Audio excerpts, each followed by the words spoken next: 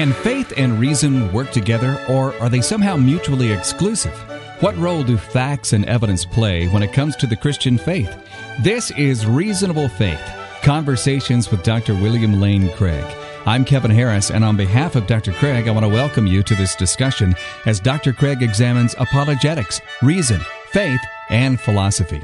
Today, we are examining some of the evidence for the existence of God.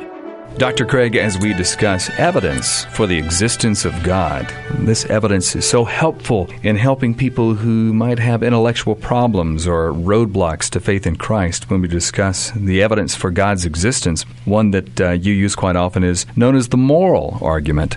And morals are just that which deals with right and wrong? Right. That would be a good way to understand it. Right and wrong would have to do with our moral duties, what we should and should not do. Good and evil has to do with moral values. And ethics would be the study of morals. Right, and of moral situations. And the question that I'm interested in is a sort of meta-ethical question. It's a question about ethics.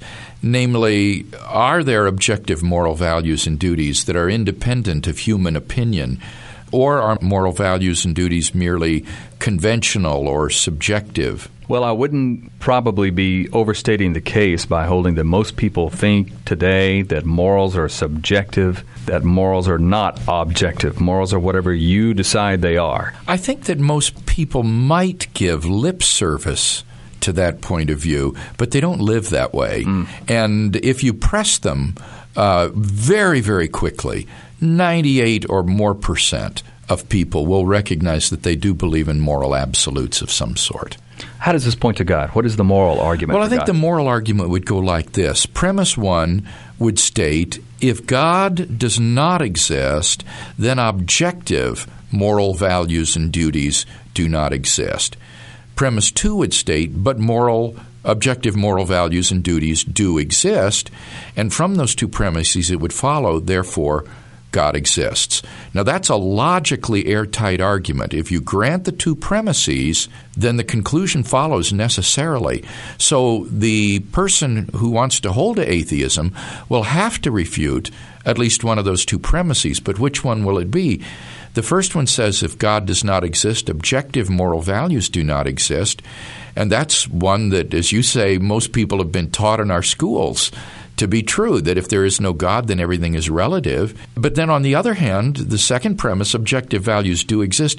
People have a deep sense of the goodness of, say, love, and the goodness of tolerance and fair play, and of the evilness of, say, torturing a child for fun. Yeah. So that neither of these premises can be plausibly denied. And so the atheist finds himself in a very difficult dilemma when confronted with this argument. And in talking with non-believers, it's been almost amusing to see them vacillate back and forth between these two premises, denying one, and then when they're convinced that that one's true, denying the other, and then when they're convinced that's true, going back and denying the first again, and they just go back and forth because they want to escape the conclusion, but they find themselves incapable of doing so because both premises seem to be true.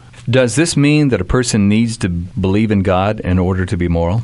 Not at all. That's not what the argument is saying, and that is a common confusion.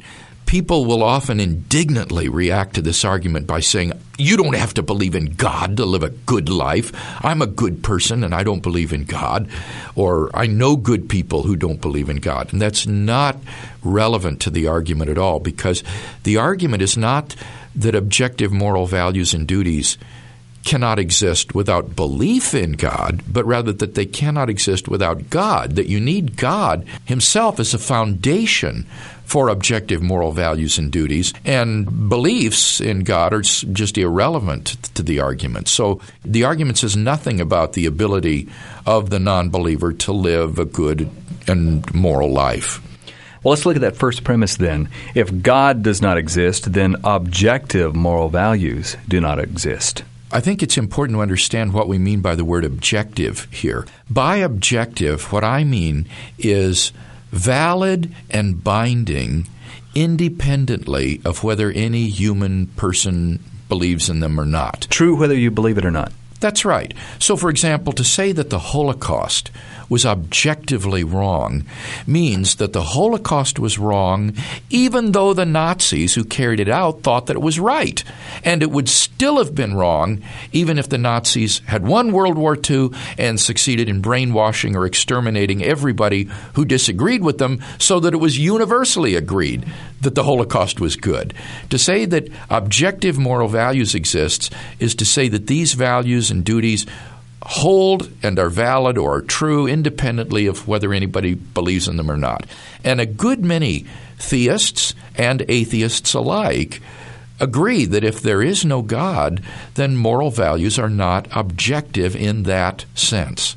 Because if God did not exist, then the people who believe that objective morals don't exist would be right in that they say we just get it from society or it's whatever we come up with as an individual. I think that's right. If there is no God, then it's very difficult to see how objective moral values and duties could exist, because on atheism, we're just animals.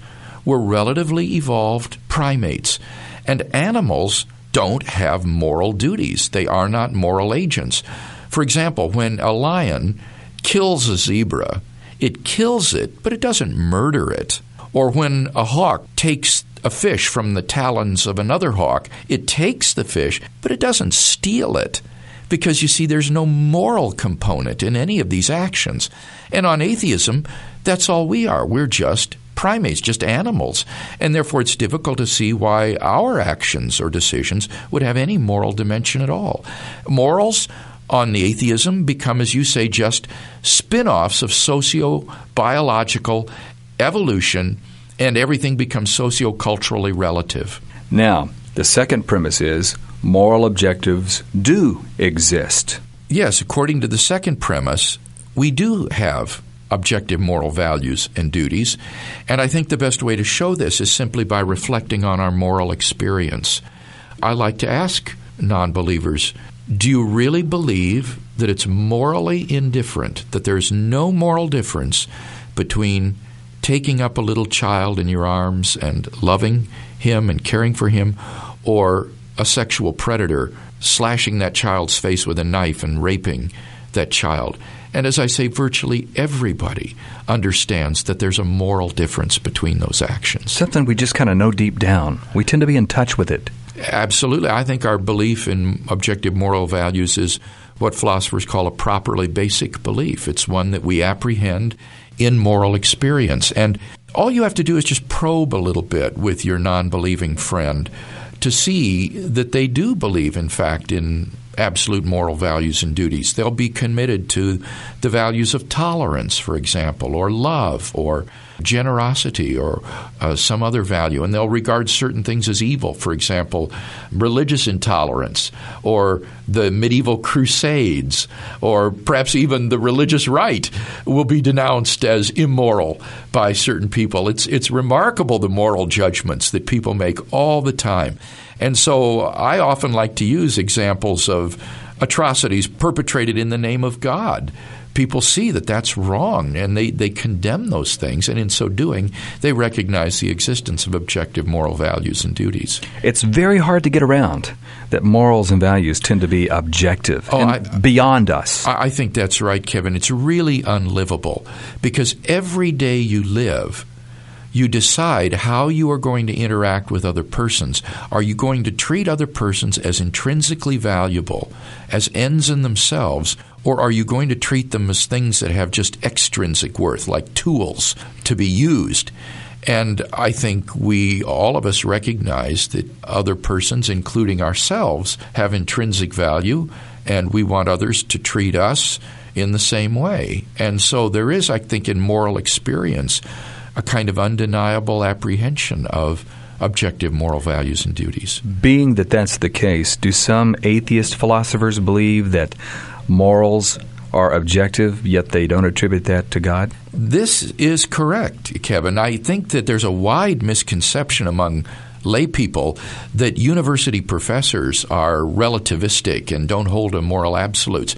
In fact, that's not true at all. If you look at actual surveys taken on university campuses, it will show that professors are more absolutistic when it comes to moral values than the students are. The students are relativistic. The professors believe in moral absolutes. And of the professors, the ones who believe most strongly in moral absolutes are the philosophers. They have thought about these ethical questions and realized that there are moral absolutes, moral duties and values that are objective. Well, Dr. Craig, in conclusion then, because objective moral values exist, it just makes sense that God exists.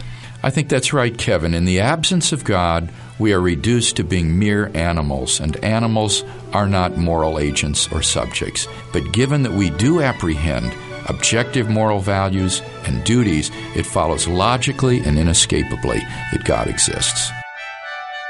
For more resources on these and many other topics from Dr. William Lane Craig, visit online to reasonablefaith.com.